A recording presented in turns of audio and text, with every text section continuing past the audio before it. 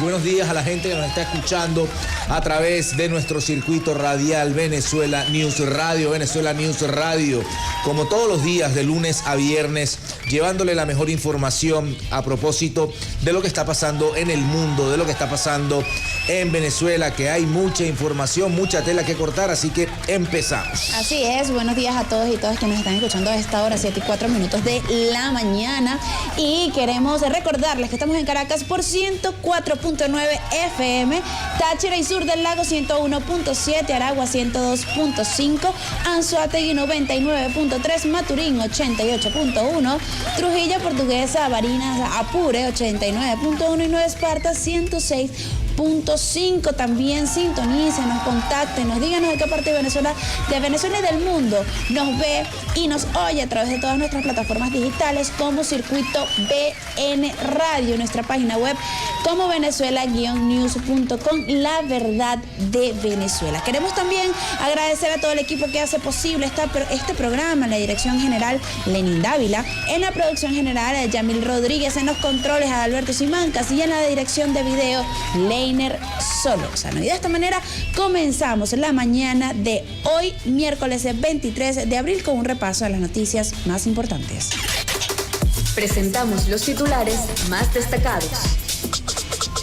No podemos permitir que la Asamblea Nacional vuelva a caer en manos de la ultraderecha. Así lo informó el presidente de la República, Nicolás Maduro, durante una reunión con candidatas y candidatos del Gran Polo Patriótico Simón Bolívar, postulados para las próximas elecciones a la Asamblea Nacional. En este sentido, instó a todos los candidatos a las elecciones del 25 de mayo a trabajar para ganar y no permitir que la extrema derecha vuelva a apoderarse de la Asamblea Nacional para generar caos en el país como en años anteriores. Escuchemos palabras del mandatario el día de ayer.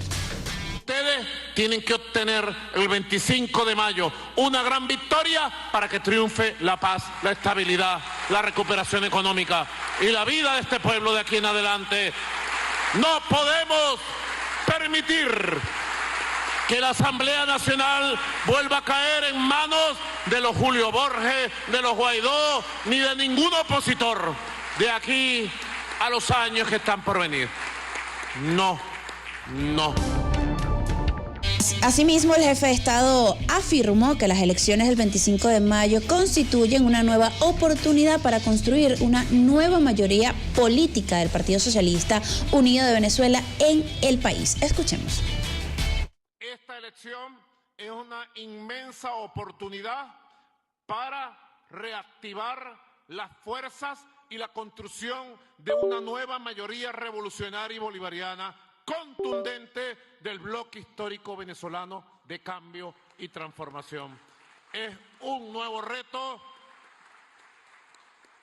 es una nueva oportunidad y estoy seguro que va a ser una nueva gran victoria por toda la línea, en las gobernaciones, en los circuitos, en los consejos legislativos y en la Asamblea Nacional, con una mayoría que garantice la estabilidad del país, la paz, la independencia, la soberanía y el avance en la recuperación económica definitiva.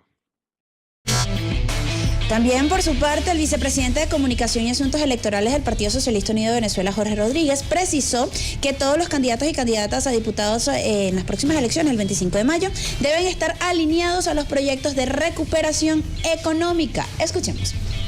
Por otra parte, los diputados y diputadas tenemos que ir a un proceso de acompañamiento de la recuperación económica, de la profundización de la democracia verdadera, la democracia directa, la democracia que se está construyendo en este momento en los más de 5.300 circuitos comunales, la modernización de la democracia venezolana, el acompañamiento de los nuevos eventos económicos, de los emprendedores, de las leyes de la economía que son necesarias para poder corregir y curar las heridas de la guerra económica. Y yo creo que debemos ir a una propuesta, que es una propuesta que tenemos que construir en las próximas horas, porque como bien mencionaba el presidente previamente, esta es una campaña fulgurante. Estamos a 33 días de las elecciones y de esos 33 días de las elecciones vamos a tener 22 días de campaña electoral a partir del martes 29 de abril. De manera que ya o entre hoy, mañana y pasado, no solamente instalar los comandos de campaña estadales y los comandos de campaña por los circuitos nominales o plurinominales en todo el país, sino ya de una vez lanzarnos a las calles, a los procesos de esta campaña molecular, que tiene que ser una campaña cuerpo a cuerpo, que tiene que ser una campaña casa por casa, calle por calle, menos tarimas, más gente, menos tarimas, más abrazos, menos tarimas, más estar en la casa con el sufrimiento, con las necesidades, y también con las expectativas y con las esperanzas de la gente. Bueno, ahí está lo que se generó el día de ayer a propósito de la presentación de todos los candidatos a la Asamblea Nacional por el Partido Socialista Unido de Venezuela y por el Gran Polo Patriótico.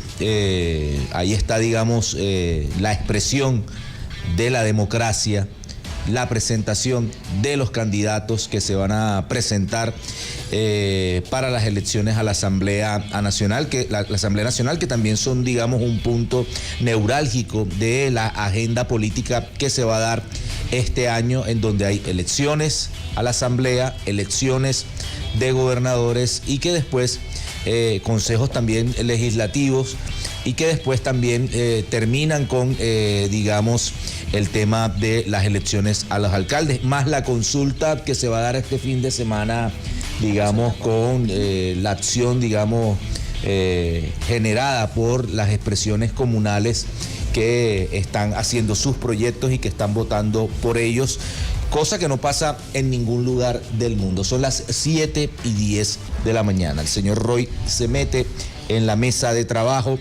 se instala el señor Roygar López. ¿Qué tiene que decir, señor Roygar? Bueno, que decía el presidente, es momento y es una nueva oportunidad de, una, construir hegemonía, dos, garantizar la estabilidad del país, porque ya vivimos una Asamblea Nacional en manos de la derecha.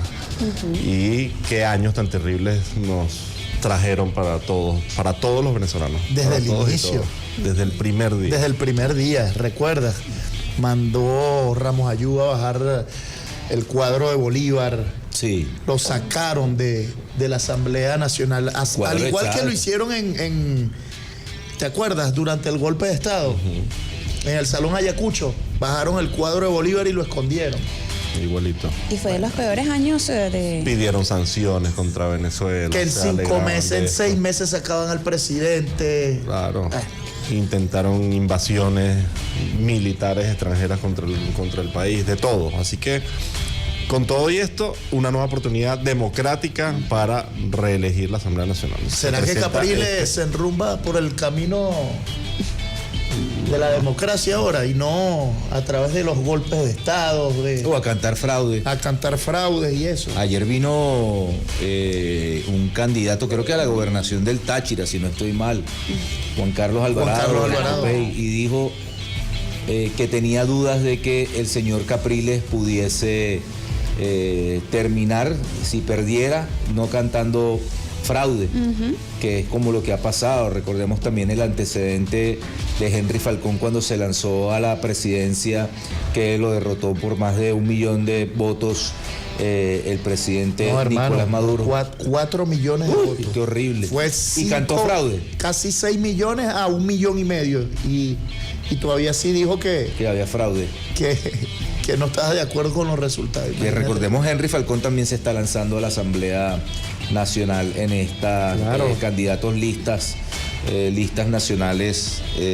Capriles es el que le encabeza la lista nacional de estos sectores opositores, que ellos no van totalmente aliados, ¿no? No, está la lista de Capriles, que es una especie de santa alianza con Manuel Rosales, porque muchos se están lanzando por un nuevo tiempo. Ayer hubo también una renuncia masiva a Primero Justicia del señor Pablo Pérez. Pareciera ser que se están tratando de alinear por otra, digamos, expresión. Y está, la otra lista, que es Timoteo Zambrano. Hay varias cosas. Esos otros sectores opositores. Ese es otro sector que está ahí, que se está generando.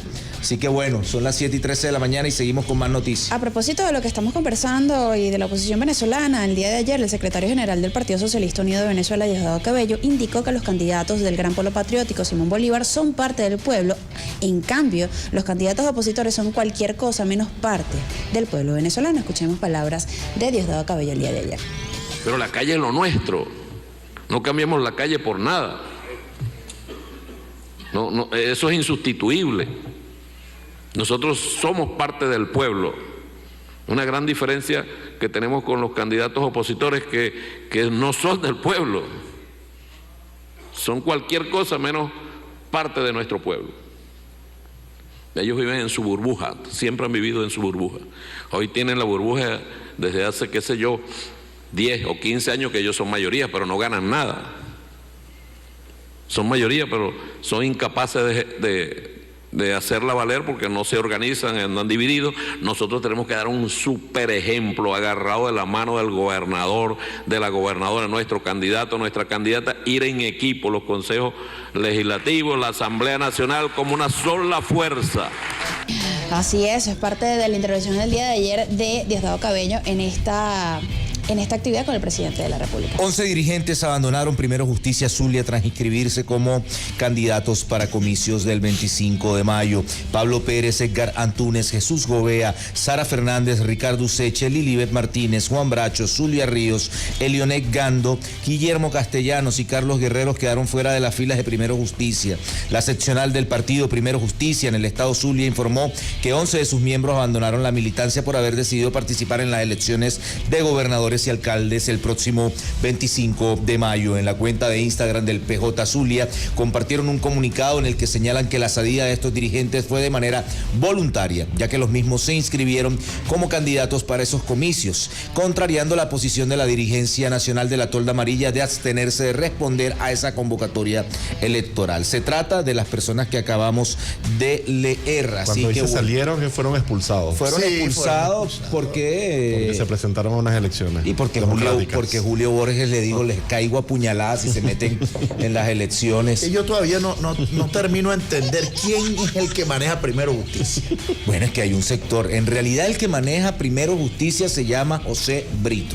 Hay que preguntar a José Brito si los expulsó. Que es el que tiene. No, pero es que hay otra seccional que es los señores de Primero Justicia de Julio Borges que se asumen como los verdaderos representantes. Primero Justicia, seccional Valencia, España. Seccional España, claro. ¿Será, pues? ¿Por qué? Sí, porque está la otra seccional, que es la seccional José Brito. Que, mira, bueno, ¿y por dónde se va a inscribir Pablo Pérez? Porque Pablo Pérez fue también expulsado de Un Nuevo Tiempo. Bueno, hace pero algunos años en atrás. la política nadie muere, en la política todo retorna, en la política hay elementos cíclicos. Me estoy preguntando si se va a lanzar por Un Nuevo Tiempo. Sí, por la tarjeta Un Nuevo Tiempo. O no sé, hacen otro partido, qué sé yo, porque ahí hay varias listas. Si tú ves, ahí hay un montón de partidos nuevos. La lista del partido de Capriles que sacó el nuevo. Sí, claro. Sí. Pero creo que se van a lanzar por Un Nuevo Tiempo. Todo por la tarjeta Un Nuevo Tiempo. Pues, hay 33% más candidatos que la elección anterior. Así es.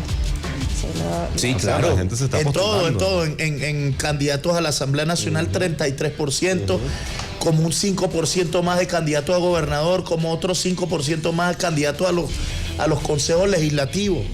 O sea, muchísimo más que en la anterior elección. Por eso es que les duele tanto a ese pequeño grupo fascista antidemocrático de la ultraderecha radical. Bueno, en el caso de los hermanos hay uno que no se va a lanzar, pero hay otro que se va a lanzar, de los Guanipa. Ahí está. De hecho que también los expulsaron de Primera Justicia, a Tomás Guanipa y a Enrique Capriles fueron de los primeros. De los primeros expulsados. Esta es como el juego del Capriles dice que no, Capriles dice que él sigue siendo el primero. Claro, uno de los hermanos se lanza a la democracia y el otro dice, para el pueblo lo que tenemos es sangre, sudor y lágrimas. Más presión nacional, más presión internacional, sanciones y más sanciones. Ellos son como Dr. Jekyll a Mr. Hyde. Entonces uno representa supuestamente el lado racional y el otro representa la irracionalidad. Pero le gusta Taylor Swift. O sea, por ejemplo, ¿quién le para a ese pequeño crudo llamado Juan Pablo Guanipa? Te echaron en el aceite a freír y te quemaste, hermano. Pequeño quemado. No sale de un live en TikTok, eso es lo que hace. Eso es lo que hace. Recaudando plata ahí, será. Metió ahí en su casa, que él dice que lo están persiguiendo, que lo están buscando, que está escondido en la clandestinidad y todo el mundo sabe que estás en tu casa en Maracaibo, sin vergüenza. Además que ese tequeño debe ser que está freído por fuera, pero el queso está todo congelado, horrible. Eso, ¿tú has probado esos tequeños que cuando tú lo pruebas, metes el mordisco y está todo lleno de hielo? Que es una cosa asquerosa, horrible. 7:19 de la mañana. Por favor, Carvajalito, Nos revolviste el estómago. ¡No te vayas! Mira, a propósito de esto. Y María Corina, fíjense que ayer María Corina volvió a aparecer en redes sociales afirmando que, y señaló, sí, en una entrevista. Sí. Señalando que ningún país del mundo debería comprar petróleo venezolano, ya que es un dinero que se usa solo para la represión y la corrupción. Señora, deje la ladilla, señora. Ya basta, señora. ¿Hasta cuándo? ¿Hasta cuándo? Lo que me sorprende es la cara. ¿No lo han visto? ¿No han visto ese video? No. Podemos colocar solamente un fragmento de ese video. Un fragmento porque me llena de mala vibra. Sí, hermano, si hablaste ahorita de un pequeño podrido con un queso humano, imagínate ahora. Porque pues. Hay que tener estómago a las 7 de la mañana para ver esto, Dios mío, dale. Dale, pues. Dirían los americanos y otros países, pero hablamos de los americanos, comprar petróleo venezolano, ¿sí o no? Hoy no, absolutamente no, porque ese es un dinero que va para la corrupción, para la represión y para la persecución. Hermana, ¿viste esta cara? Mira, no entra ni $1 más para Venezuela. ¿Cómo se muera de hambre? ¿Cómo se nota la desconexión de esta señora? Qué Porque locura, cuando ¿no? aquí empezó a entrar y se renovaron algunas licencias, el desarrollo económico se vio sustentado en la realidad, en la calle. Tuvimos varios trimestres consecutivos de crecimiento económico. La gente empezó a ver luz en ese ámbito y que esta desgraciada te diga que no le compren petróleo a nadie. Cuando hay una crisis, digamos, energética a nivel mundial, en donde Venezuela puede aportar demasiado. Pero bueno, ellos son de los creadores de quítele las sanciones a Chevron para que no entre más dinero. De los creadores de vamos a meter 250 venezolanos presos y vamos a tratar de intercambiarlo, incluido mi mamá que no está presa. O sea, es para que ustedes se den cuenta, de los creadores de sangre, sudor y lágrimas. Ahí está la expresión de esta política pusilánime de estos sectores que quieren ver morir de mengua, de hambre al pueblo venezolano. Analice usted, reflexione usted sobre los personajes que quieren gobernar bajo las cenizas de un país. Ahí está esta expresión, que inclusive convirtieron un país, un supuesto tercer país, en un centro carcelario de venezolanos inocentes.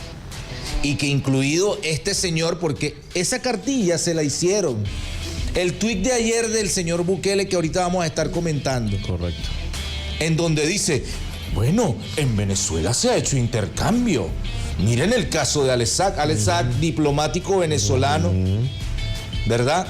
Que tiene, digamos, una serie que tenía unas credenciales, que fue secuestrado, en donde aquí habían estadounidenses que participaron en intentos de golpe de Estado, en donde estaban también unas personas que complotaron y trataron de implosionar Citgo, que fue la junta directiva de los americanos, incluido un señor que se llamaba Fac Leonard. Y entonces usted va a comparar a unos venezolanos que fueron perseguidos y señalados de ser de una supuesta organización terrorista, y que después, cuando se preguntaron y los familiares los vieron en el reflejo televisivo, dijeron, pero mi hermano, esa persona que está ahí no cometió delito. Entonces que venga Bukele y diga, bueno, ustedes ya han hecho unos intercambios de rehenes, o sea, ya ellos lo asumen, pero eso fue propuesta de María Corina, porque incluido metió a su mamá, metió a Roland Carreño, todos de voluntad popular, a Rocío San Miguel, del proyecto del brazalete blanco, de meter de voltearse y dispararle a Padrino López en la viñeta y al presidente Nicolás Maduro en una reunión. O sea, ¿de dónde y de qué estamos hablando en este caso? Que querían colocar, recuerda, una bomba C4 debajo de uno de los escritorios allí en la viñeta. Entonces, o sea, bueno, intercambiar terroristas confesos que participaron en golpe de Estado, en intento de magnicidio por unos venezolanos que no han hecho nada, que no tienen antecedentes penales. Trabajar a otro país, ese es su crimen. Cuando tú ves el tuit, que no, bueno, ustedes ya sacaron a Alex Saab por intercambio. Tú dices, hermano, de verdad. Pero ¿por qué usan siempre al ministro Alex Saab para el alfa y el omega? El alfa y el omega es Además que Alex Saab ha salido inocente de cualquier juicio que se le ha hecho en cualquier parte del mundo, simplemente por haber trabajado por Venezuela. Y por traer alimentos, medicina. Unas jugadas magistrales para llegar medicina y alimentos a Venezuela. En el peor momento. Por traer el Remdesivir. Claro, para salvarle la vida a la gente. Las mascarillas, recuerda, y cosas que nos vamos enterando que el presidente va soltando. Los catalizadores para la gasolina. Sí. Los buques de gasolina. Para que ustedes se den cuenta. Las conexiones para poder sacar el petróleo y pagar, porque pagamos con petróleo. Pero es para que te des cuenta y el tipo está desesperado. Ajá, pero no logré una respuesta positiva del gobierno venezolano porque yo lo que quiero es cambiar. ¿Y quién eres tú para poder buscar un intercambio? Los intercambios humanitarios se dan, digamos, en diversas expresiones conflictivas. Tú no haces parte de este conflicto, pelele. Pero hace propuesta de canje siendo el secuestrador. Además, ¿no? Lo terrible que es. Lo que pasa es que, mira, los propios salvadoreños están indignados con este caso puede llegar a un juicio en La Haya. Claro, por hermano. Violación de derechos humanos contra personas inocentes que no han hecho nada. Claro. O sea, yo vi ayer por allí un video de un joven de allí mismo, de El Salvador, que estuvo preso 13 meses. Iba caminando para su trabajo y lo agarraron una redada y lo metieron preso y estuvo 13 meses secuestrado y contó las aberraciones que hacen allí dentro de esas cárceles de Bukele en El Salvador. Y que ya le pidieron que construyera más cárceles. Y Novoa está haciendo otra, además. Sí. Está haciendo una. Eso lo vamos a hablar más adelante. Dios mío. El alcalde concejal construye del más Salvador. cárceles. Sí, jefe, voy. El alcalde del Salvador, Nayib Bukele.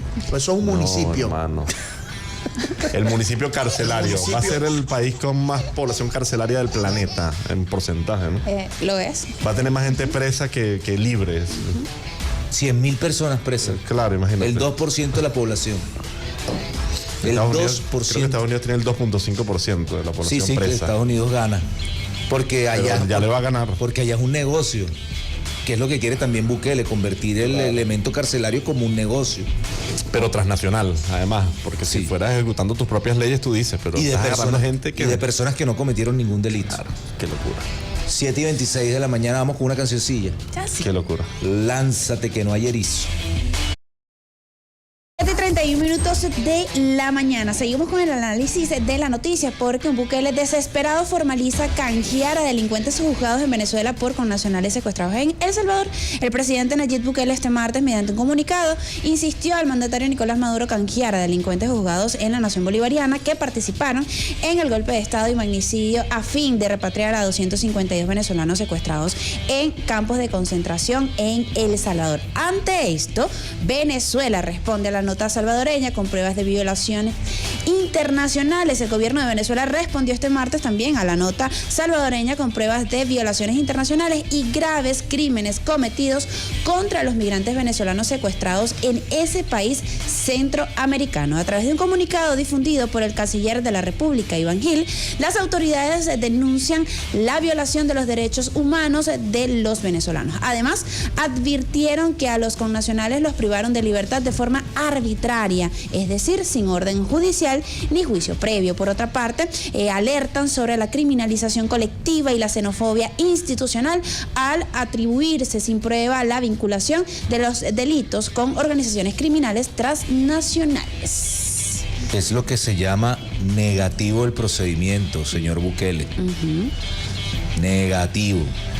No hay posibilidad de que usted busque canjear a unas personas que no cometieron delito en su país. Que su jurisdicción no determinaba que usted tenía que tener preso a esos muchachos. De que inclusive han lanzado a mujeres y las han devuelto porque el SECOC no tiene, digamos, creo que expresión para poder tener presos mujeres. que inclusive muchos de esos muchachos de manera voluntaria fueron a un lugar a decir: queremos irnos a Venezuela, láncennos en México, y de México que nos rescaten y nos lanzan a Venezuela. Y los engañaron, porque mucha gente se fue, digamos, a ese, ¿cómo se llama la migra el ICE? Se fueron al ICE de manera voluntaria y ¡pam! Los agarraron, les pegaron los ganchos y te vas para Salvador, o te vas para Guantánamo. Salvador y Guantánamo, hay que recordarlo. Hay venezolanos en Guantánamo en este momento. Hay que recordar esta situación. Y ahora vienes y dices, no. ¿Cuál fue la respuesta del gobierno venezolano? Creo que tenemos esa noticia porque ayer también salió una nota desde la Cancillería venezolana para decirle: señor, usted no tiene velas en este entierro, devuelva de manera tranquila, lo vamos a buscar allá, me los dejas en Honduras y en Honduras los rescatamos. El canciller de la República. Ayer se pronunció la Cancillería. ¿Tienes ahí el comunicado? Sí, vamos a leerlo. Vamos a leer el comunicado, por favor. No lo tengo. Si lo tienes, si no, pues aquí está. El Ministerio del Poder Popular para las Relaciones Exteriores de la República Bolivariana de Venezuela saluda muy atentamente al Honorable Ministerio de Relaciones Exteriores de la República de El Salvador y tiene el honor de dirigirse a esa Cancillería en atención a la nota diplomática de fecha 22 de abril de 2025 recibida en esta sede. Al respecto, el Gobierno de la República Bolivariana de Venezuela considera que dicha nota constituye en efecto una confusión expresa de graves violaciones de derecho internacional, de los derechos humanos, así como de la comisión de actos que podrían tipificarse como acciones delictivas internacionales, los cuales se enumeran a continuación. 1. Violación de los derechos humanos de los ciudadanos venezolanos, quienes han sido privados de su libertad de forma arbitraria, recluidos sin orden judicial ni juicio previo en el centro de confinamiento de máxima seguridad, sometidos a condiciones degradantes e inhumanas, sin posibilidad de contacto con familiares ni representación legal, y lo más importante, convirtiéndolos en víctimas del gravísimo delito de trata humana. 2. Criminalización colectiva y xenofobia institucional al atribuirse sin pruebas individuales la vinculación de los detenidos con organizaciones criminales transnacionales ya desmanteladas en Venezuela, en abierta vulneración de principios de presunción. De inocencia y del principio de responsabilidad penal individual. 3. Negación del derecho a la defensa, al debido proceso y al acceso a la justicia, al no garantizarse la información sobre los cargos imputados, ni acceso a asistencia jurídica, ni comparecencia ante tribunales competentes, en violación directa a las garantías mínimas reconocidas por el derecho internacional general, transformándolos de manera automática en víctimas de desaparición forzada. 4. Propuesta de canjear ilegal y moralmente inadmisible al pretender condicionar la liberación de personas inocentes a un intercambio por ciudadanos privados de libertad de Venezuela por causas completamente ajenas, comisión de terribles hechos punibles, sin fundamento jurídico ni ético, tomando en cuenta adicionalmente que ninguno de los detenidos a los que hace mención posee la ciudadanía salvadoreña, siendo la mayoría de estos ciudadanos venezolanos. Este planteamiento constituye una aberración legal, sin precedentes en el marco de las relaciones bilaterales ni multilaterales, que vulnera principios elementales de justicia, proporcionalidad y dignidad humana. 5. Secuestro y traslado forzoso a un tercer país sin orden judicial ni proceso legal, ejecutado por autoridades de los Estados Unidos de América, quienes deportaron arbitrariamente a estos ciudadanos venezolanos al territorio salvadoreño. Esta práctica representa una violación directa de derecho internacional público, así como los principios constitucionales recibidos incluso por el sistema judicial estadounidense. Cabe destacar que esta conducta ha sido condenada por órganos de justicia de ese país, incluida la Corte Suprema, la cual ha advertido sobre los límites legales de las deportaciones arbitrarias y el respeto al debido proceso.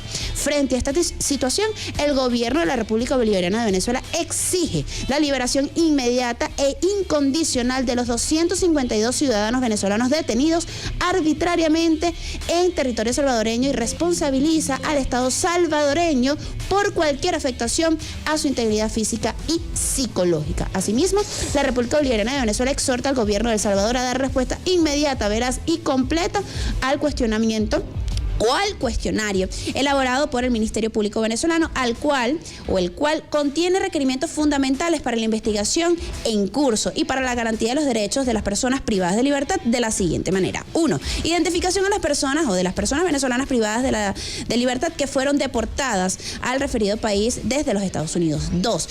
¿Qué delitos han cometido estos ciudadanos venezolanos en El Salvador? 3. ¿Ante qué tribunal han sido presentados y qué procedimiento se sigue en su contra? 4. ¿Se les ha garantizado sus derechos a la defensa, a la salud, a la comunicación con sus familiares? 5. Entrega inmediata a los familiares de los secuestrados, así como sus abogados y representantes legales, una fe de vida de cada uno de ellos que sea comprobable bajo estándares internacionales. La respuesta a estas preguntas es fundamental y mandatoria para comenzar el proceso de restitución de las libertades de los secuestrados y el inicio de su regreso a Venezuela. El Ministerio del Poder Popular para las Relaciones Exteriores de la República Bolivariana de Venezuela reitera al honorable Ministerio de Relaciones Exteriores de la República del Salvador la seguridad de su respeto. Caracas, 22 de abril 2025. Una carta pulcra, digna, soberana. Lo único que le diría es que le dijo honorable a la Cancillería salvadoreña, que para nada lo es por prestarse para ese bodrio. Al principio no me gustó. A prestarse para esa propuesta terrible. Pero por eso nosotros no somos... la diplomacia. Por eso nosotros no somos diplomáticos. De verdad. ¿Tú te imaginas cómo empezaría la carta de nosotros? 7:40 de la mañana, 7:40 de la mañana. Seguimos, vamos con una cancioncita porque tenemos ya contacto internacional desde Europa. Vamos pues con la canción que vas a lanzar.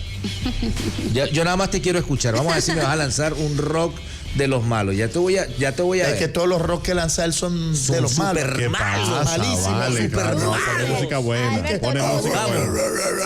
No te dejes presionar. Vamos a ver. Iron Maiden. Vamos a ver. Dale pues, lánzate.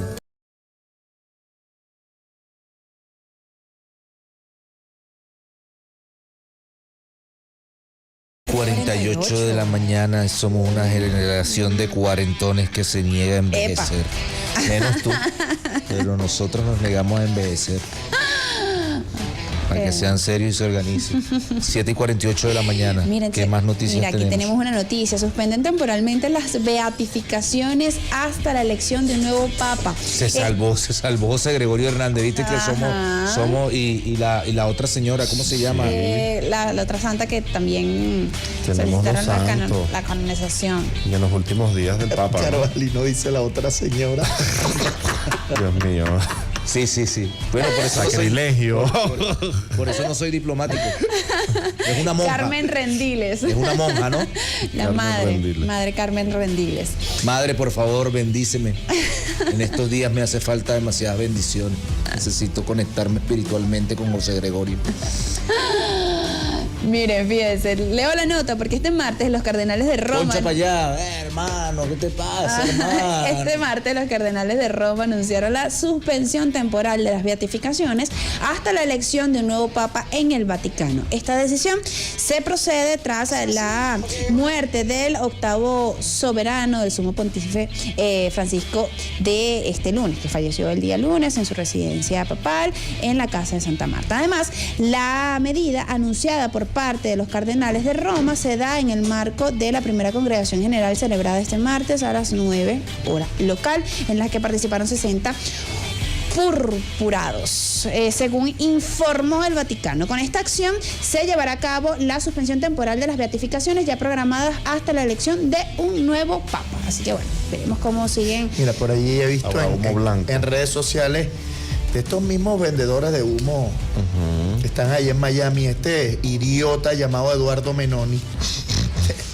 coloca 2 fotos y dice, ¿quién te pareció un mejor papa? El Papa Juan Pablo II, y con un corazón, mira. Y le pone al lado para que retuiteen que es él. El Papa comunista, Papa Francisco, y pone 2 fotos. Y le responde este acá arriba, eres un gracioso porque Juan Pablo II también se reunió con Fidel y con Chávez. También tiene fotos con ellos dos, pero a él no le dices comunista, idiota. Sí, pero mucha gente muy dolida, sobre todo esos derechosos, diciendo que Francisco ha sido el peor papa de la historia. Y alguien le responde, hermano, han habido 217 papas. ¿Cómo vas a tú comparar que tienes 30 años, no has vivido nada, no sabes nada de historia? Hay unos papas que han hecho unas cosas pero grotescas, ¿oíste? Unos papas españoles que hicieron, hicieron desastre con la iglesia. Y aquí hubo aquí hubo unos sectores, sobre todo el Opus Dei, que cuando vino el Papa Juan Pablo II para acá lo querían asesinar. Peña Esclusa, uno de ellos, el papá político Leopoldo López. Mira, por ahí también leí otro tuit de un argentino que dice, tuvimos al mejor jugador de la historia, Diego Armando Maradona. También tuvimos al mejor papa de la historia, Francisco, el Papa Francisco. Pero tenemos al peor presidente de la historia. No todo puede ser perfecto. Un aplauso, hermano. Tenía toda la razón, hermano. Sí se puede, hermano. Miren, 7:52 minutos de la mañana. Hasta ahora tenemos nuestro primer contacto internacional. ¿Para dónde nos vamos, Pedro? Nuestra brújula informativa se mueve rápida y vertiginosamente hacia un escabroso mundo, que es el mundo europeo, el jardín, como le decía un señor ahí de la Unión Europea, que se me olvida hasta el nombre. Vamos con el señor Pascual Serrano. Y ahora Venezuela News se mueve a España. Buen día. Buenos días. Hay eco, pendiente. Hay un eco ahí. Súper eco. Uy. Listo, ya tenemos a Pascual. ¿Ya vamos bien? Ahora sí. Perfecto. Ahora sí, Pascual, te escuchamos. Bueno, ¿qué tal todo? ¿Vamos pues? Vamos, dándole duro. ¿En qué restaurante Bueno, empezamos con una noticia bonita. Hoy, 23 de abril, se celebra en España el Día del Libro, el Día de San Jordi. Y ese día es un día especial en Cataluña. Es la costumbre aquí en Cataluña regalar un libro y una rosa. Entonces los floristas, al final todo se convierte en negocio, evidentemente. Los floristas catalanes han dicho que se venderán aproximadamente 7 millones de rosas a lo largo de la jornada. Y en libros no son tantos, pero también. Se calcula que se venderán como 1,5 millones de libros. De hecho, los libreros calculan que el 15 o el 30% de sus ventas de todo el año se hacen en el día de hoy. Y las librerías pequeñas incluso quizás la mitad. La cosa es tan bonita que todos los puestos de las librerías tienen un puesto en la calle, las asociaciones, los diferentes colectivos, hasta los niños en los colegios. Y en realidad muchos comercios ponen, incluso los que no son de libros, ponen un mercadito de libros en las calles. Es una tradición catalana. Se discute mucho sobre el origen de la leyenda. Unos dicen que la leyenda de San Jordi nace de que rescata a una princesa del apetito de un dragón, y entonces el dragón, antes de comerse al príncipe, pues el príncipe lo mata con una espada y de ahí sale un rosal. Otros hablan de que, por ejemplo, en la Edad Media se regalaba una rosa el Día de los Enamorados, pero lo que está claro es que hoy es el Día Internacional del Libro, porque en esa fecha murieron 3 escritores muy reconocidos de la historia de las letras, que son Cervantes, Shakespeare y Garcilaso de la Vega. Así que, bueno, pues hoy desde Barcelona, desde Cataluña, pues celebramos el Día del Libro con una rosa y un libro que se regala. ¿Tienes alguna presentación de uno de tus libros? Tú que eres un prolijo escritor, uno de los personajes periodista consumado de la información y la investigación. ¿Vas a presentar algún libro? Son firmas de libros. Hoy estoy en Tarrasa, que es una localidad cercana a Barcelona, donde con unos amigos hemos estado firmando varios libros de mi autoría, lo menos de los 10 o 12, y por eso me pillas en un sitio poco habitual, en una cafetería de Tarrasa, el sitio donde he venido a firmar libros. 12 libros tuyos vas a presentar. No, yo solo los firmo. Ya los escribí, ya no tengo que hablar más. Eres un crack, señor Pascual Serrano. Vamos y seguimos con más noticias. Bueno, la segunda también es de España. Hay un debate en España sobre la bajada del voto a los 16 años. La ministra de Juventud e Infancia, que pertenece al sector de la izquierda del gobierno, ha anunciado el borrador de una nueva ley de juventud, la primera de la democracia, en el que se incluye ejercer el voto a los 16 años en lugar de a los 18, que es la mayoría de edad en este país. Según ella, el argumento es que si esos jóvenes ya trabajan, ya cuidan, ya opinan, ya deciden, también deberían poder votar. Lo que pasa es que hay un debate importante. En primer lugar, porque los 16 años en general no trabajan. Aunque pudieran hacerlo, no trabajan. Segundo, porque las encuestas lo que están demostrando que son los más jóvenes los que más están apoyando a la ultraderecha en Europa. Solo algún dato. Por ejemplo, los varones jóvenes de 18 a 28 años con intención tienen el 36,1% de intención de votar a la ultraderecha de Vox. Es verdad que las chicas son menos, un 15%, pero es que la media del resto de los adultos es de un 14,6%. Es decir, los jóvenes masculinos votan doble a la ultraderecha que los adultos, lo cual hace que pensar que a lo mejor no es buena idea dejarle votar a los menores a los 16 años. Luego ocurre también que el 52% de los chicos de 16 a 24 años dicen que en algo como el feminismo se ha ido demasiado lejos y en este momento a los que se discrimina es a ellos. Es decir, que el machismo parece todavía mucho más enraizado en los sectores más jóvenes.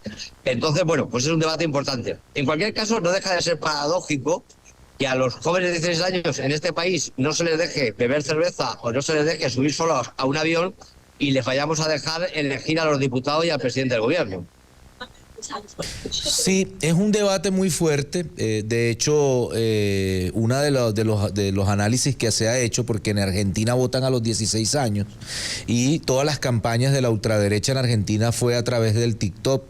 Y muchos de esos jóvenes de 16 años votaron por Milei no sabiendo el desastre que se iba a generar, e incluido hubo muchas peleas entre padres e hijos de 16 años desprovistos de alguna conciencia política, que lo único que hacen es consumir y ver videojuegos y estar en el streaming, y muchos de esos digamos youtubers y personas que hacen vida en las redes sociales tienen digamos ese mensaje de votar y de ser machistas y de que las mujeres tienen que estar cocinando, etcétera, etcétera, y votan por la ultraderecha. En realidad ese es un fenómeno que en el caso en concreto en Argentina pasó y se reflejó en la votación de Milei.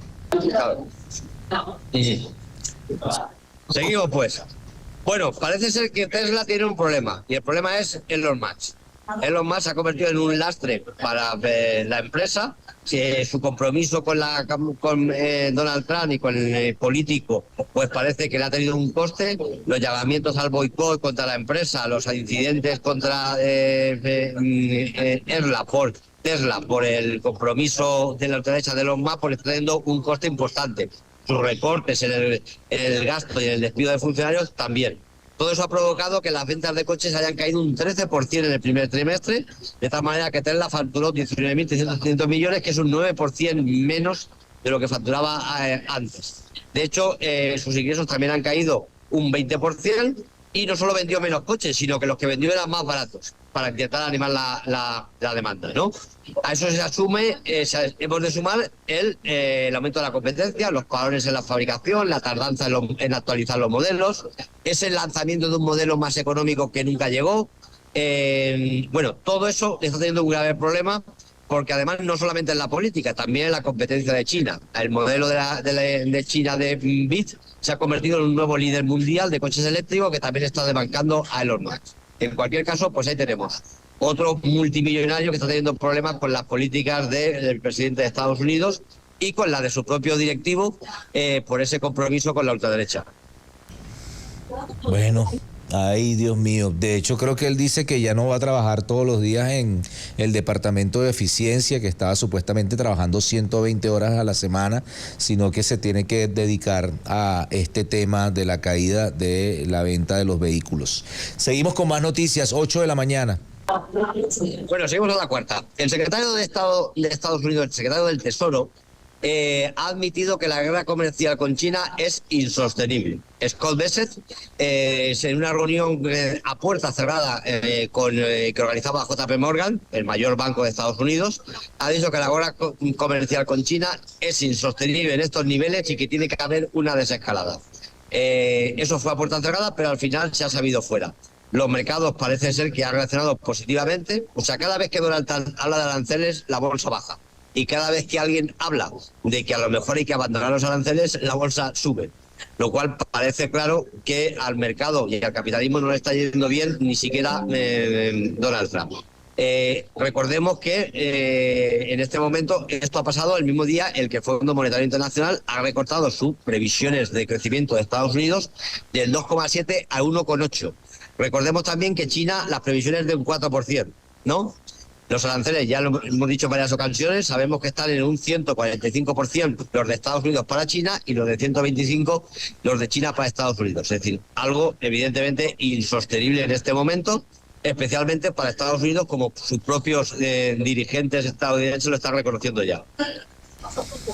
Bueno, ya de hecho hay mensajes por parte de Trump diciendo, bueno, parece ser que nos toca retractarnos o que esto no va a poder. Y creo que también ayer se pronunció Joseph Stiglitz, un economista, un premio Nobel de Economía, diciendo que esto no tiene ningún asidero racional, esta política comercial en contra de China. 8:01 de la mañana y vamos con la última noticia. Bueno, la última, cuando yo era niño, no sé si ustedes también, estaban de moda unos chistes que decían, ¿cuál es el colmo de algo? Y buscaban algo paradójico. ¿Cuál es el colmo del pastelero? Pues pasar una noche muy amarga, por ejemplo, ¿no? Bien, pues entonces, ¿cuál sería el colmo de la jefa de seguridad de Estados Unidos? Pues el colmo sería que le robaran el bolso. ¿Qué es lo que ha pasado en este momento?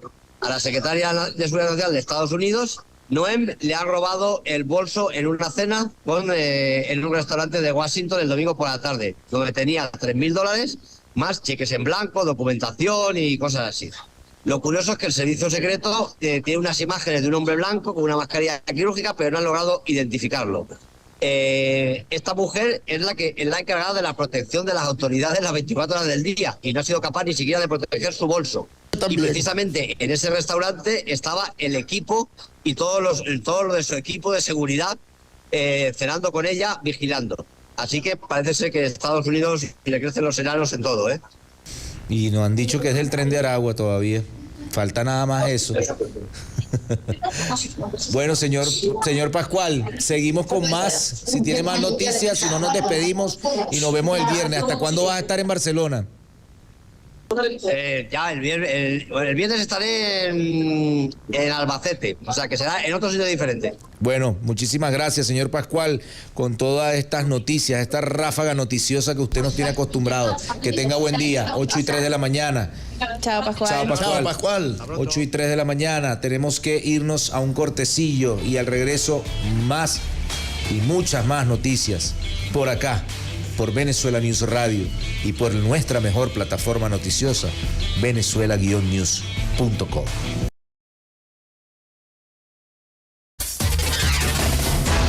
8:17 de la mañana. Seguimos con el análisis de la noticia.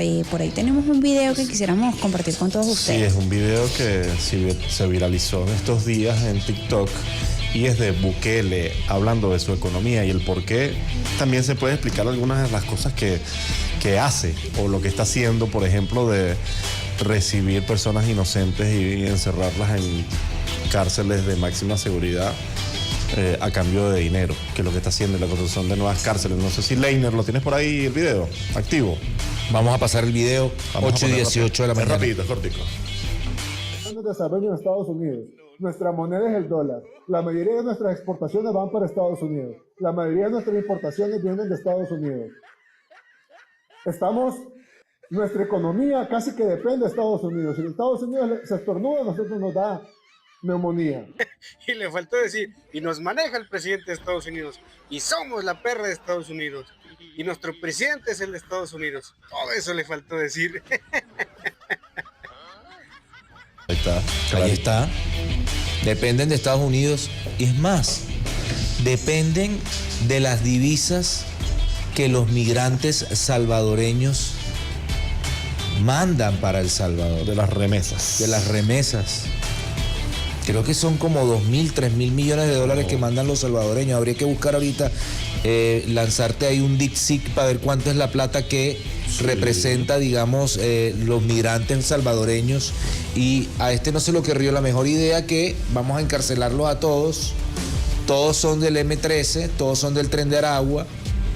vamos a lanzar a toda esta gente. Nuestra única oferta es, bueno, este tipo, inclusive con el tema del Bitcoin, que ha bajado, bueno, él se puso como Estado a comprar Bitcoins.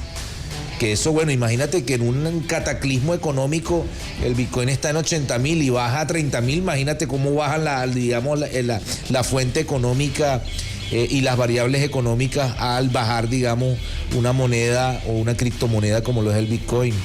Mira esto, las remesas representan para El Salvador 20% del PIB del país. Imagínate. En 2023 recibió 8.2 mil millones, 8 mil millones de dólares. 8 mil, me pasé. O sea, me tiré para abajo. 8 mil millones de dólares. El 20% del PIB. Y él quiere perseguir a los salvadoreños para lanzarlos para atrás, para El Salvador. O sea, él es una de las... por miseria, además. Ajá. Por miseria. Por 5 millones de dólares, por 10 millones de dólares. Bueno, pero ¿qué puede esperar de la alcaldía? Es una alcaldía. No, de verdad que estos personajes, dígame Novoa, que nació en Miami, que se la pasa todos los fines de semana allá. Y que también la única propuesta que tiene es construir cárceles en el Ecuador. Así es. Voy a leer esa noticia. Novoa anuncia que en septiembre inaugurará la cárcel del encuentro en Ecuador. Similar al sistema carcelario del presidente de El Salvador, Nayib Bukele, el mandatario Daniel Noboa anunció que el mes de septiembre se inaugurará la cárcel del encuentro en El Salvador. La cárcel, inspirada en el modelo carcelario de Bukele, se ubica en un paraje, un paraje en la costa de este país. El recinto requirió de una inversión de 52 millones de dólares y prevé tener pabellones con capacidad de 800 presos, 6 torres de vigilancia, una muralla de 4 metros, módulos de máxima seguridad, áreas administrativas y una armería entre las demás demarcaciones. ¿En qué parte dicen? En el paraje, no dice exactamente en dónde, pero no, para la costa de ese país. Me imagino que es por allá por la isla Galápagos. O por donde está la base Manta. Por Manta, sí, debe ser por ahí. Vamos a verificar. ¿Qué está pasando ahorita con la base de Manta y con toda esa gente que vive por ahí? Y no me gusta generalizar, pero nosotros en estos días en Venezuela News y en varios portales como Fuser News sacamos la noticia de que los pescadores están cambiando de profesión y se están convirtiendo en mulas del narcotráfico. Qué terrible, ¿no? En una supuesta base de Manta, que debería controlar el flujo del narcotráfico porque tienen inteligencia, porque tienen radares y ha aumentado exponencialmente el tráfico de cocaína en esa zona. Porque tienen un presidente que tiene una bananera y eliminó los controles internos para que cuando salen los contenedores desde los sembradíos de banano, pues la gente no revise, o la organización o como la ONA de aquí no revise tanto, y entonces esos sembradíos de banano o esos contenedores de banano que nada más los revisan creo que una vez puedan salir llenos de cocaína. O sea, sí. Bananos periqueros. Y que su empresa está vinculada al narcotráfico. Bueno, así hacían hace mucho tiempo. Judiciales. La empresa, ¿no? La empresa del papá. Familiar, sí. La empresa... para transportar droga. ¿Cuántos no han encontrado por ahí droga en cocos, en patillas? Que eso viene de Colombia. Pero en Ecuador salen todos esos bananos, salen todos le hacen una operación. Todos preñados de perico. No, ni siquiera. Salen ¿cómo se llama? Las panelas de cocaína de ahí porque no los revisan. Los revisan una sola vez en el sembradío. Salen los contenedores desde la finca y cuando llegan al puerto no revisan eso, hermano. O sea, ¿de qué estamos hablando?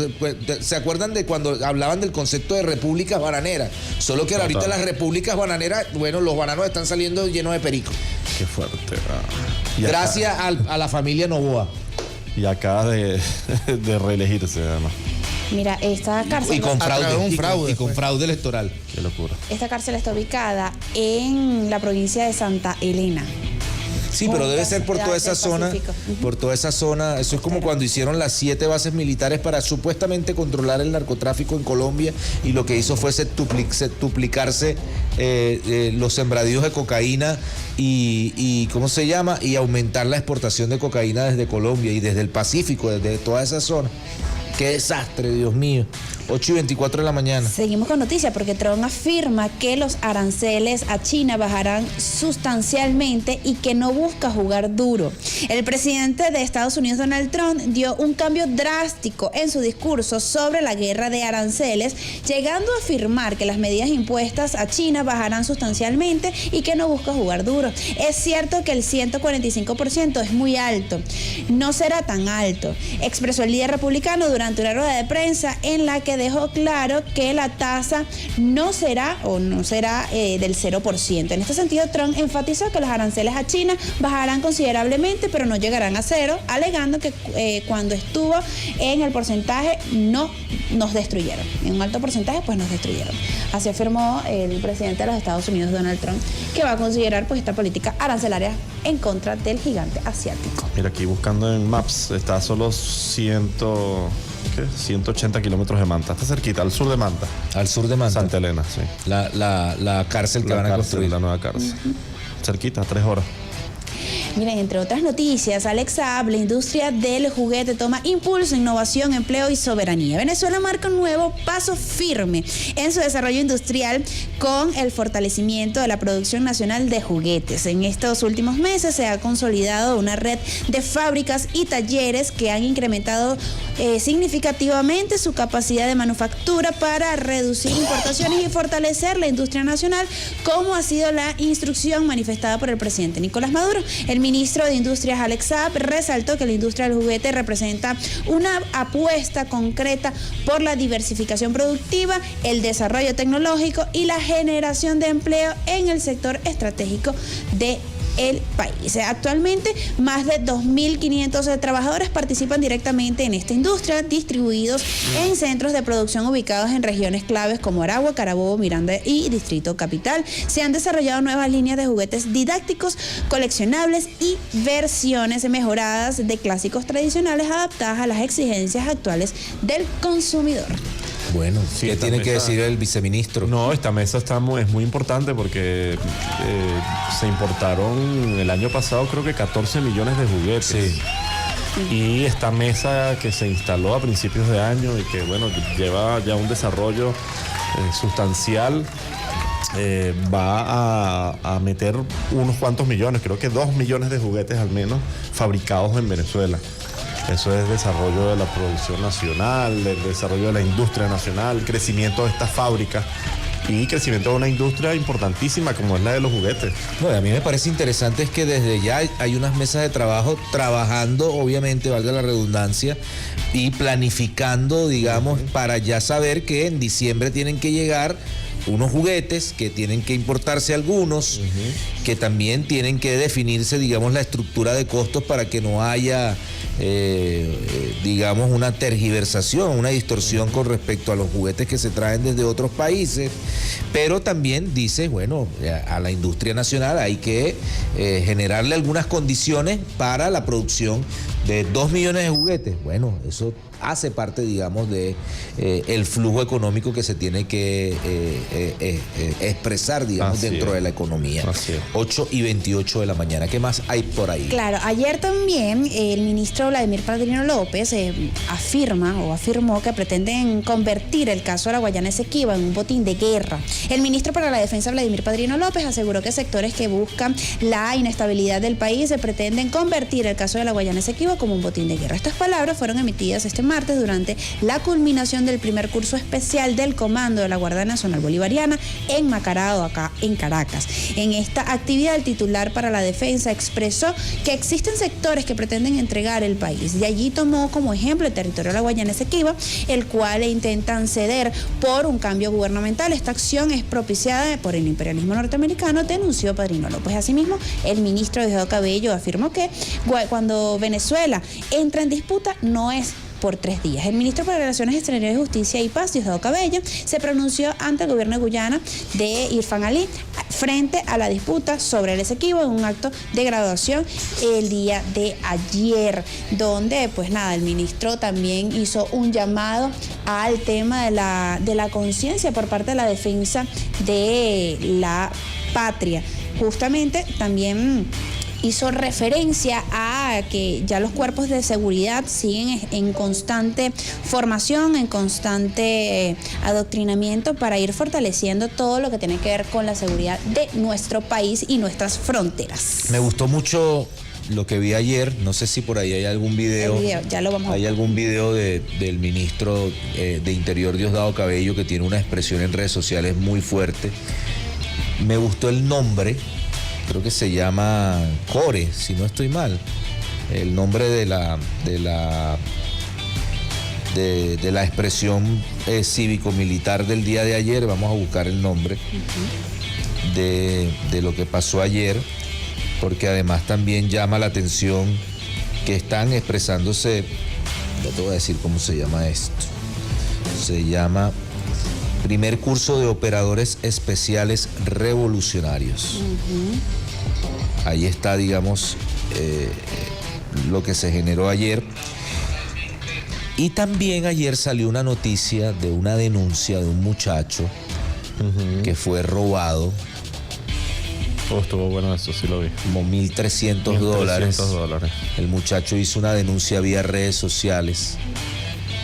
Y fueron apresados todos los funcionarios que le robaron los $1,300 a estos jóvenes. Esto ya ha venido pasando, de hecho también pasó con unos turistas que le quitaron unos drones, que le quitaron una plata, creo que eso fue por allá por Barquisimeto, y también fueron apresados los funcionarios. De hecho, el ministro Diosdado Cabello dice que ningún funcionario se va a deshonrar o va a deshonrar. Va a deshonrar. El uniforme. Es decir, exigimos funcionarios policiales con altísima carga moral. El que se equivoque asumirá todo el peso de la ley, lo dice Diosdado Cabello, ministro de Interior y Justicia, a propósito en un video que se hizo súper viral. Pero bueno, ayer hubo la clausura del primer curso de operadores. Yo aquí veo al jefe de la Guardia Nacional, comandante de la Guardia Nacional, veo a Padrino López. Pero también, bueno, ahí está Diosdado, la Policía Nacional Bolivariana también haciendo su parte. También el CICPC, también veo al DGCIN.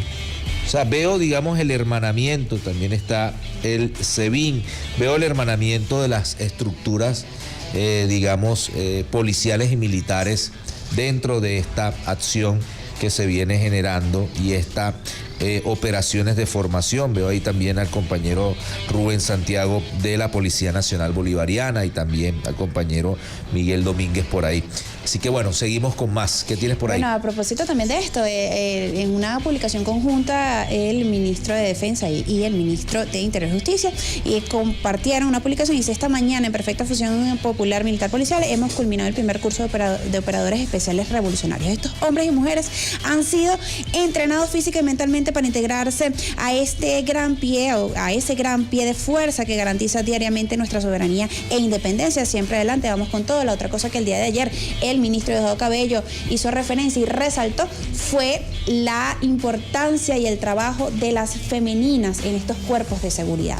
Así que bueno, seguimos también con otro análisis de noticias, porque esto es más que todo hacia la parte, digamos, cultural, no artística, y es que el merengazo Omar Enrique rendirá homenaje a Ruby Pérez. En el Poliedro de Caracas se llevará a cabo el merengazo de Omar Enrique, el cual rendirá homenaje al dominicano Ruby Pérez. La actividad se realizará el próximo 14 de junio, siendo uno de los espectáculos más esperados del año. En esta oportunidad, además de reunir en el mismo escenario a relevantes exponentes del género, tendrá un motivo muy especial: homenajear al recordado cantante Ruby Pérez para seguir enalteciendo la memoria de la voz más alta del merengue, una de las actividades o una de las víctimas mortales de la lamentable tragedia ocurrida el pasado 8 de abril en Santo Domingo. Así que bueno, ahí estará. ¿Qué habrá pasado con el dueño de esa discoteca? ¿Habrá pasado algo con respecto al tema judicial? Se estaban estableciendo demandas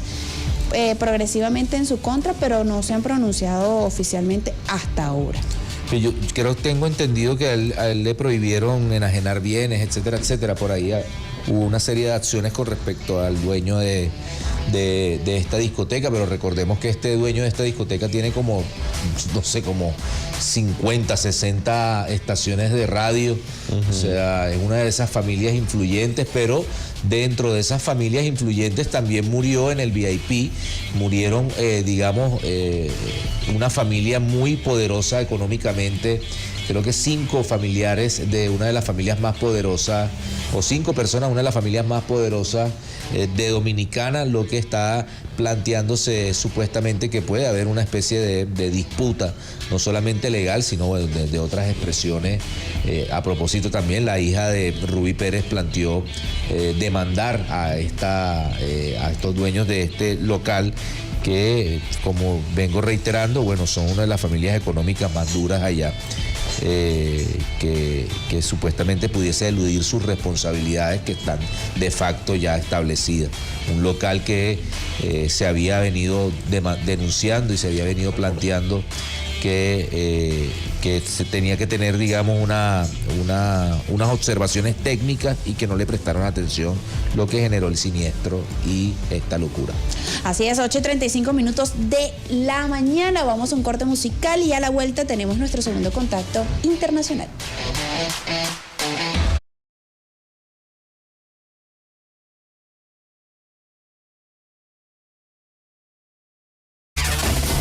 $8:41 de la mañana y hasta ahora ya tenemos nuestro segundo contacto internacional. ¿Para dónde nos vamos, Pedro? Nuestra brújula informativa nos dirige inmediatamente con Bashar Barassi, al Medio Oriente. Vamos. Y ahora Venezuela News se mueve a Siria. Señor Bashar Barassi, ¿cómo está? Cuéntenos qué noticia nos tiene.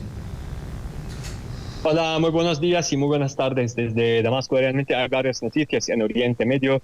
Voy a empezar por Palestina, donde continúa la guerra genocida que el régimen israelí reanudó contra la Franja de Gaza desde el 18 de marzo. Hoy se cumplen 37 días. Les traigo alguna información y algunas cifras sobre esta agresión desde la reanudación de la guerra contra Gaza.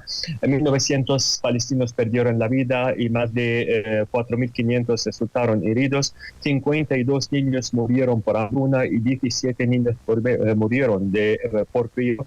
Además, esa guerra ha costado $2.7 mil millones para el régimen israelí, que sigue con una cobertura incondicional de parte de Estados Unidos y un apoyo sin límites desde la administración del presidente Trump, que ha enviado todo tipo de armas y municiones a esta entidad para seguir matando a los niños y a los inocentes civiles palestinos. El ministro de Seguridad Nacional israelí, Itamar Ben-Gvir, desde Estados Unidos, donde se realiza una visita a Washington, hizo un llamado a seguir destruyendo los depósitos de medicamentos y de productos alimenticios de los palestinos en la Franja de Gaza, lo que te da a entender la mentalidad y cómo piensan estos criminales, y que esta guerra es una guerra injusta, que no tiene equilibrio de fuerzas. Sin embargo, el pueblo palestino sigue con su defensa. La resistencia palestina ha tendido varias emboscadas durante los últimos días, como hemos mencionado anteriormente. Hamas ya tiene 30.000 elementos, lo que equivale a la misma cifra con la que comenzó la guerra el 23 de noviembre del año 2023. Entonces la resistencia ya tiene la misma capacidad de antes, parece estar preparada para una guerra larga. Esto es lo que hemos visto durante los últimos días, que la resistencia ha tomado aliento y ha empezado sus ataques contra los israelíes. En la madrugada de hoy, desde la madrugada hasta la hora, hay 36 muertos entre los palestinos. Los israelíes lanzaron un ataque contra una escuela que alberga refugiados, lo que causó la muerte de 20 civiles, en su mayoría mujeres y niños, además de varios heridos.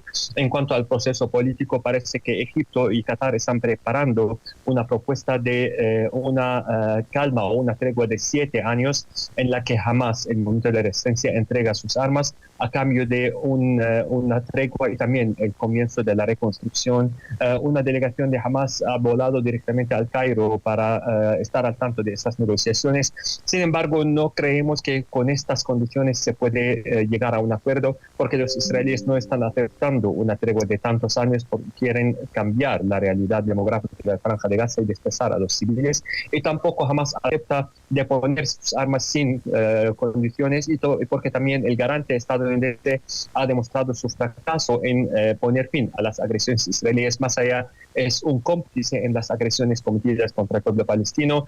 Pasamos también a las agresiones, hablando de agresiones esta vez de Estados Unidos contra Yemen. Desde mediados de marzo, cuando empezó la agresión estadounidense contra Yemen, se han registrado más de 1.000 ataques aéreos contra este país. Estados Unidos, con sus diferentes armas, ha atacado Yemen 1.000 veces.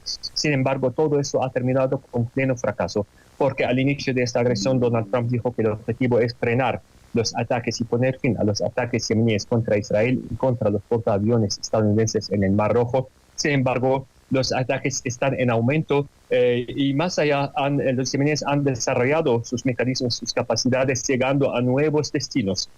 En la mañana de hoy, el portavoz del ejército de Yemen, Yahya Sari, informó que las Fuerzas Armadas yemeníes atacaron los 2 portaaviones estadounidenses, porque Estados Unidos tuvo que enviar otro portaavión después de los duros ataques contra Harry Truman. Enviaron a Vincent, que fue también atacado en la madrugada de hoy, y también los yemeníes han atacado por primera vez la ciudad de Haifa, situada a más de 2.000 kilómetros de la frontera entre Yemen y la ocupada Palestina, en el norte, cerca de la frontera con el Líbano. Entonces también es un desarrollo y el inicio de una nueva etapa, porque los yemeníes están desarrollando y mejorando sus capacidades de alcance, sobre todo, y de alta precisión, porque este misil ha superado todos los sistemas de defensa antiaérea, tanto estadounidense como Patriot y THAAD, y también como la cúpula de hierro israelí y la Dúbal de David. Entonces, los yemeníes están desarrollando sus capacidades y los estadounidenses siguen matando docentes civiles en Yemen.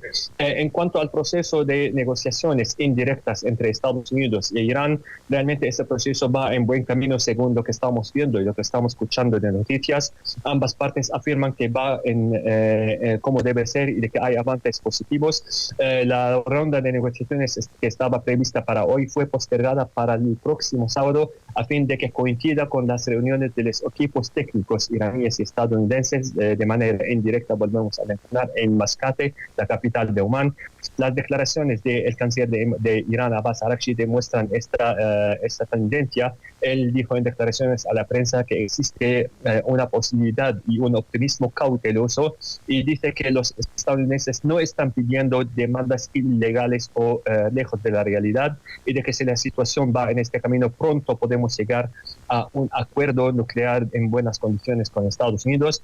También en sus declaraciones a la prensa durante su visita a China, el mismo canciller iraní dijo que las negociaciones con Estados Unidos van en buen camino. Irán está haciendo una serie de visitas con su ministro de Exteriores, tanto a Rusia como China, sus aliados de siempre, para ponerlos al tanto y para que en condiciones futuras, en etapas futuras, se pueda meter a Rusia o a China como garantes de la implementación del acuerdo, debido a la confianza que tiene Irán en estos dos países. Pasamos a nuestra última noticia en Siria, donde Estados Unidos ha anunciado que tiene previsto hacer una retirada gradual y limitada de sus tropas del noreste de Siria. Todos sabemos que Estados Unidos está desplegado desde 2015 en varias zonas, supuestamente zonas del noreste de Siria, pero es donde existe la reserva petrolera de Siria. Estados Unidos ha empezado a retirar una parte pequeña de sus tropas de esta zona y también ha hecho un redespliegue de sus fuerzas en el noreste de Siria, llevándolos a las 2 bases principales en Shaddad y en Ermelan, en el noreste de Siria, cerca de sus fronteras con Irak. Eso es todo aproximadamente sobre Oriente Medio. Bueno, bastante movida la noticia por allá. El impacto sobre el tema de la muerte del Papa, un Papa que siempre clamó por la paz en Palestina y en el Medio Oriente. ¿Tienes alguna expresión de esta noticia allá en el Medio Oriente?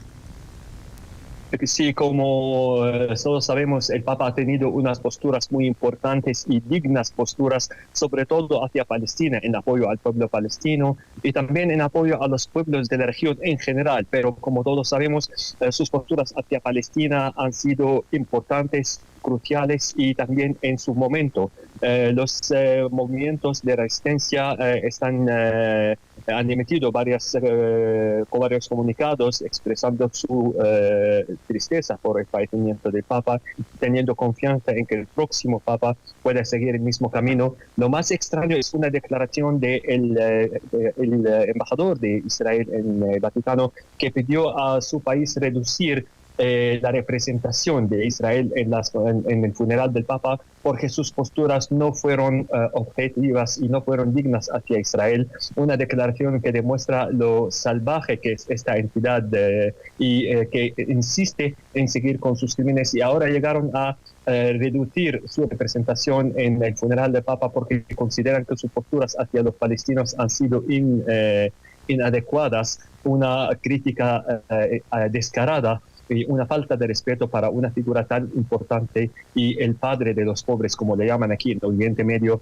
Entonces, Oriente Medio lo llora, como lo llora América Latina, como lo llora Europa, y todos comprenden esta pérdida porque fue un hombre de paz, un profeta de paz que proclamó y trabajó para difundir todos los valores de la paz, de la amistad y del amor entre los pueblos de Oriente Medio, y rechazó todas las masacres cometidas contra los pueblos de esta región.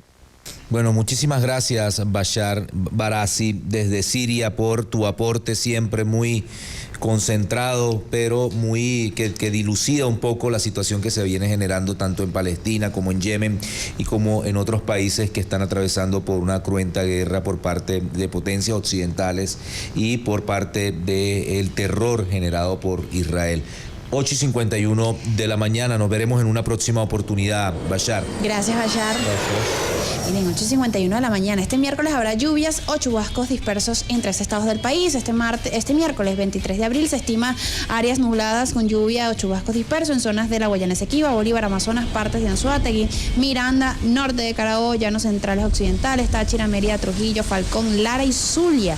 De acuerdo con el boletín del Instituto Nacional de Meteorología e Hidrología, INAME, de igual forma, el INAME señala que en el resto del territorio se prevé el cielo nublado al entrar y alternar con nubosidad fragmentada. Así que atentos y pendientes con estas lluvias. Bueno, recordemos esta última noticia que dice Bashar Barassi, que demuestra un poco la hipocresía y cómo Israel está en una guerra con todo el mundo, incluido con el Papa, para que diga que la comitiva de Israel debería ser reducida por la postura del Papa a favor de la paz.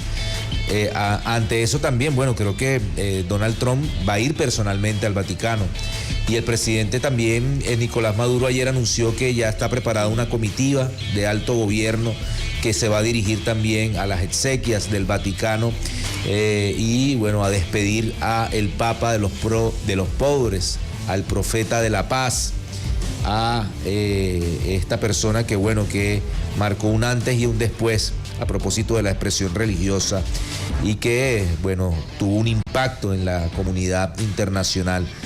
Pero bueno, Israel siempre poniendo la torta, como siempre. Dios mío, alejado y desconectado de la realidad mundial. 8:52 de la mañana, tenemos que irnos ya. Tenemos que despedir el programa el día de hoy, así que mañana, como siempre, vamos a estar con ustedes de las 7 de la mañana. Mañana es jueves. Hoy hay más, así que seguramente mañana todavía vamos a están los 3 días de duelo, nadie puede andar rumbeando por ahí. Cuidadito. Pendiente y vista por ahí, así que nos vemos el día de mañana, como siempre, a esta hora. Hasta esta hora. Chao, chao.